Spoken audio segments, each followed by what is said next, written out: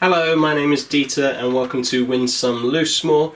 You've joined me for my segment Why I Like, and today I'm talking about why I like Star Realms.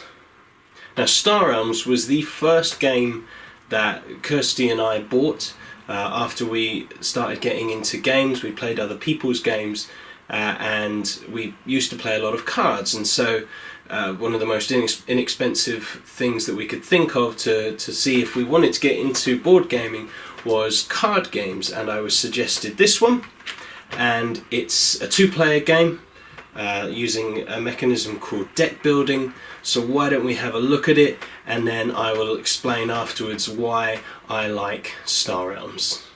So here you can see the game set up ready for two players. All the rules that you need are on this one sheet. Setup's very simple. Every player starts with the same deck, and that contains these scout cards and what are called Viper cards, either with a money symbol on or with an attack symbol. And so both players will have this deck. Shuffle it up, place it here. Now, because I'm going to be first player, you'll notice that side they have 5 cards drawn. I will have only 3 as I am the first player, so I will have an opening hand of 3 scouts. Could have had a Viper in there, but I don't.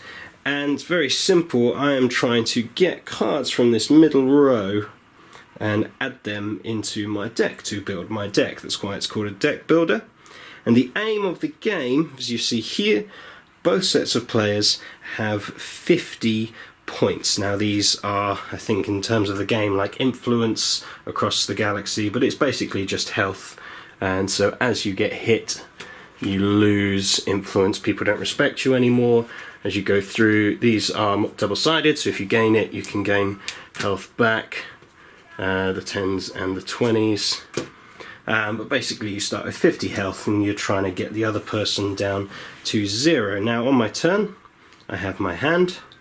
I can choose to play as many of them as possible to get these cards. Now all of these cards have a number in the top corner which tells us how much I need to spend to get them.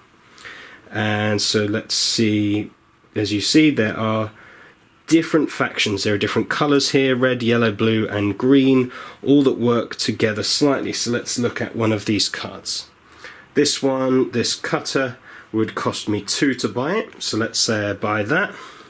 I spend these 2 here to buy this one, and then a new card comes out, and then I spend my remaining 1 to buy this one here, and a new one comes out. All of these then go into my newly formed discard pile, and then for my next turn I will draw 1, 2, 3, 4, 5 cards. From then on it's always 5 cards. Now there's a few different types, as you see. There are these sideways ones. These are bases.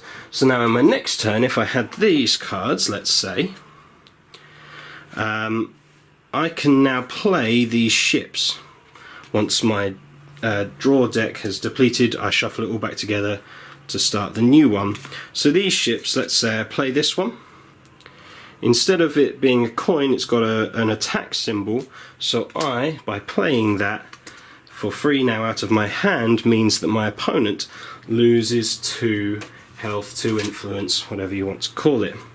And if I was to play this one, this cutter we were looking at earlier, I would gain 4. So I would turn one of my 1s over, and it would now be a 5 because I've gained 4, and I have 2 spending power. If you see these ones down here, this one has one as well. These are faction powers. So if within the same turn I played, say, the Imperial Fighter and the Corvette, because there is now another one of those, this effect happens as well. I would attack the opponent for 2 more on that turn.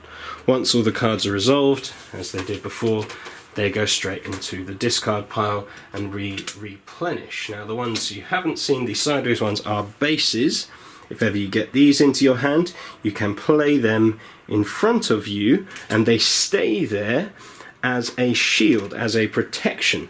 Now there are some with a silver shield and some with a black shield. And for one of those, it's an optional one because it's got a good effect. The attacker can still attack you directly, but for the other one, to get rid of it, they have to attack equal to the number first to destroy it, then it goes into discard, then they can attack you directly. Now, at all times, within this one, obviously new cards are coming out all the time, these will constantly change. Always on the board, on the table, are these Explorer cards that anyone can buy at any point. They spend 2, and then once they're in your hand, they will give you 2 coin spending power each time. But you will have seen on this one, and one of the bases we saw earlier, this trash symbol. You can play it, you get 2 spending, you spend it, but instead of it going to your discard pile, if you want, you can trash it to gain an additional power, which in this case was an additional 2 attack on the other person. Similarly, this one, we could choose to trash it before it gets destroyed, and we get an additional 5 attack. And that is basically it. So, why do I like Star Realms? Well, the first reason, honestly, has to be is that this thing cost me £11. That was it. I'd found it cheaper than it usually is. It's usually around 15, so it's still not much more than that. But this is a really cheap, inexpensive game. It works well because we like card games, and so there's that clear thing. Most of our gaming is spent just the 2 of us. It's a 2-player only game, and I do enjoy deck building. I've tried a couple of others, Dominion and such things, and they're really good as well. But this one is just so simple. There's nothing else to it. You are literally just building up your hand of cards to attack the other person. It's that simple. And having come from a Pokemon card childhood and a Yu-Gi-Oh card teenagehood, I'm used to different card powers and trying to just have this one-on-one duel, and so this works for me really well. But this one, there's not loads to teach. Yes, there are different powers on different cards, and yes, there are slight variation between the 4 different factions, but generally it's a very simple game to grasp. I enjoy that the life counters is done through a set of cards as well. I like how small, again, the instructions are. It's nice and simple, and I like a space theme. I'm always going to enjoy a game slightly more if it's got a space theme. It seems to be currently my #1 theme.